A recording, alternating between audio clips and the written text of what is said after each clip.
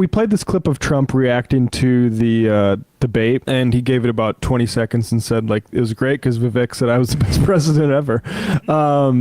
But this is what preceded that question about the debate. Trump couldn't really address the debate immediately. He had to preamble for an entire minute beforehand. So here is what was on Trump's mind instead of the actual debate. Really see somebody who might be eligible? And overall, what'd you think? Well, first of all, I did a interview with Tucker Carlson, who's a terrific guy. And I don't know if you saw the number of views, but it was a record-setting number. It was, they say it could be close to 300 by the time it finishes. And right now it's up to, I think, 257 million. And it is bigger than the biggest ever interview was Oprah with Michael Jackson. I don't know if you know that, but that's the all-time biggest. I don't think we've doubled it up. So something's going on. Our country is the ratings. For a good country again. We're a failing nation. We're a failing country, and they're absolutely, they're looking forward to getting back to what we had. I had the safest borders, the biggest tax cuts. We had everything was doing so well. Our military was great. Russia would have never happened with Ukraine. China would never be thinking about. We had a country that people want to get back to, and that's why we had the numbers. As far as the... Yeah, then he finally gets to the debate. When was the Oprah thing with Michael Jackson? Was this after, he had to take the stand for child molestation charges? Because I'm not sure he thinks that's the flex that he thinks it is. Oh, that's a good point. I wasn't sure about people were tuning in to your criminal actions. Well, I think this was this was a special in 1993. Okay. So was that the weird one at the Neverland Ranch? Yeah, where everyone it was at the Neverland What is Ranch. this guy's deal?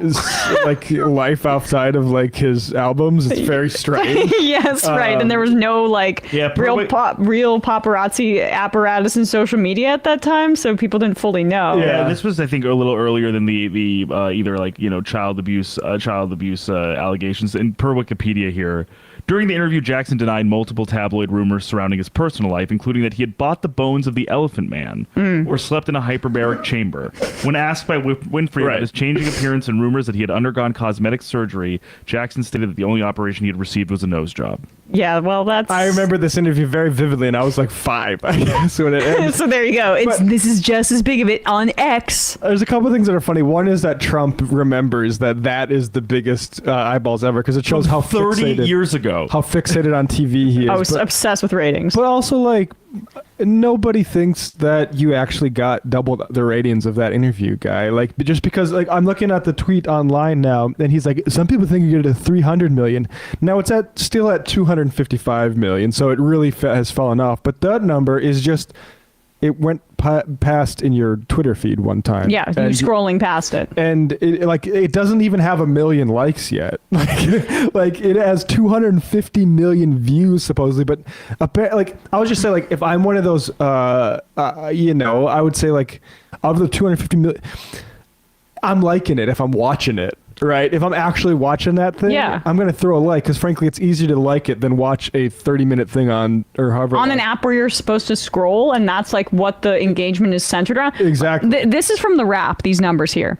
As of this writing, Carlson's interview with Trump has been reposted, formerly retweeted, 171,800 times, quote posted, formerly quote tweeted, 14,500 times, liked 578,100 times, bookmarked 46,500, and has been replied to around 47,000 times. Not especially low numbers. It's undeniable that Trump has a lot of supporters, many of whom swarm on Twitter. But these days, Fox averages about 1.7 million viewers during its primetime broadcast. And notice the specificity of the word viewers, because none of the numbers tracking engagement on X posts tell you if someone actually watched the video.